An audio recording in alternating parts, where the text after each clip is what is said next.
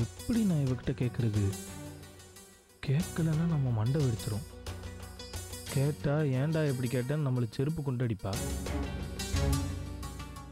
சக்தி சோதனடா சரவணா. அம்மா light off பண்ணிடவா? Meenakshi ஒரு நிமிஷம். உன்கிட்ட ஒரு விஷயம் கேட்கணும். இங்க வந்து உட்காரு. என்ன? உட்காரு சொல்றேன். என்ன? கர்ப்பமா இருக்கேன்றாங்க. ஊரெல்லாம் கூட்டி ஃபங்க்ஷன்லாம் நடத்துறாங்க. எப்படி?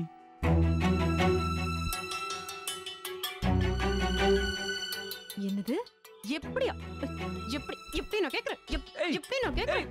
மீனாட்சி எப்படி? மீனாட்சி இரு மீனாட்சி. எப்படி நான் கேக்குறேன்? ஐயோ ஏய் இரு இரு. அந்த எப்படி இல்ல மீனாட்சி. நான் கேட்ட எப்படி வேற, நீ புரிஞ்சுக்கிட்ட எப்படி வேற. நீ கர்ப்பம் ஆவலன்னு கட்டின புருஷன் எனக்கு தெரியாதா? அதுலலாம் எனக்கு எந்த சந்தேகமும் இல்ல மீனாட்சி. இது நீ உண்டா இருக்கேன்னு சொன்னதை நம்ம வீட்டுல இருக்க லூசு பையலுங்க நம்புறாங்களே, அததான் எப்படின்னு கேக்குறேன். சீ, வராண்டால படுத்தவ வாந்தி எடுக்க முடியாதுன்ற வரமுறை கூட தெரியாம இருக்காருங்க பாரு. முதல்ல உன்னை செக் பண்ணி கர்ப்பமா இருக்கேன்னு சொன்ன டாக்டர் யாரு? ஒரு பாட்டி. லேடி டாக்டரா? ஆஹா, டாக்டர்லாம் இல்ல. நம்ம வீட்டுக்கு கீரை கொண்டு வருமே ஒரு பாட்டி, அந்த பாட்டி. அந்த கிழவியா? அவங்கதான். அடி குய்யால. அவங்கதான் என் நாடி புடிச்சு பார்த்துட்டு நீ கர்ப்பமா இருக்கேன்னு சொல்லிட்டு அப்படியே போயிட்டாங்க. அந்த கிழவி ஏன் நாடியை புடிச்சா கூட ரெட்டப்புல பறக்க முடியல சொல்லிட்டு போவோம். அது பேச்செல்லாம் உண்மை நீ எப்படி நம்ம வீட்டாளுங்க நம்புனாங்க? சரி, அவங்க தான் அதை உண்மை நம்புனாங்கன்னா நீயாவது வாய் திறந்து அப்படியெல்லாம் ஒண்ணும் இல்லைன்னு சொல்ல வேண்டியதானே மீனாட்சி? நானும் உண்மையை சொல்லலான்னு எவ்வளவோ ட்ரை பண்ணேன்டா. ஆனா ஆஸ் யூஷுவல் யாரும் என்ன வாய் திறக்க விடல. நினைச்சேன் என்னைக்கு அவங்க நம்ம பக்கத்துல இருக்க நியாயத்தை சொல்ல விட்டுருக்காங்க. வீட்டுக்கு வந்தது நானும் உண்மையை சொல்லிடலாம்னு தான் பார்த்தேன். ஆனா பாரு, வந்ததும் என்னை வாயவே திறக்கூடாம அவங்களாவே எல்லாத்தையும் பேசி முடிச்சிட்டாங்க. இப்ப என்ன பண்றது?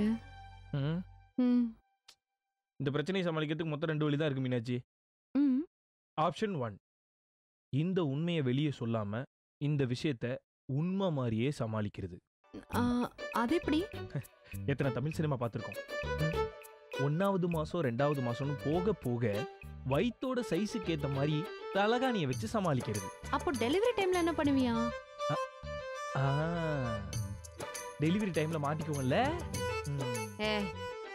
தயவு செஞ்சு இந்த மாதிரி சொதப்பல் ஐடியா எதுவும் கொடுக்காம உருப்படியா ஏதாவது ஒரு ஐடியா இருந்தா சொல்லு. அப்ப வேற வழியே இல்ல மீனாட்சி. இதுக்கு ஒரே தீர்வு தான். Second option. What's that?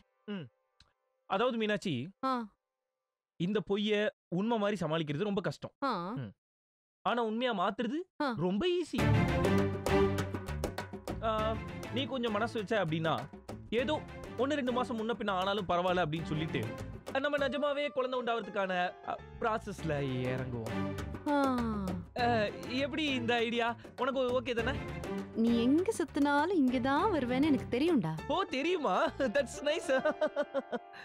நான் உண்மைய அத்தை மாமா கிட்ட சொல்லி புரிய வைப்பனே தவிர இதை உண்மையாக்குறதுக்கு நான் விடவே மாட்டேன். என்ன மீனாட்சி இப்படி சொல்லிட்ட?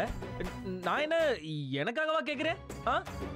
இந்த வீட்டுக்கு ஒரு வாரிசு வேணும்னு கேக்குறேன். எங்க அப்பா அம்மா தூக்கி கொஞ்சறதுக்கு ஒரு பேரப்பிள்ளை வேணும்னு கேக்குறேன். அவ்வளவுதான். டேய் போதும் போதும் நடிக்காதே. நீ எதுக்கு எப்படி எப்படி ரியாக்ஷன் பண்ணுவேன்னு எனக்கு தெரியாதா? அடம் பிடிப்பியே நீ.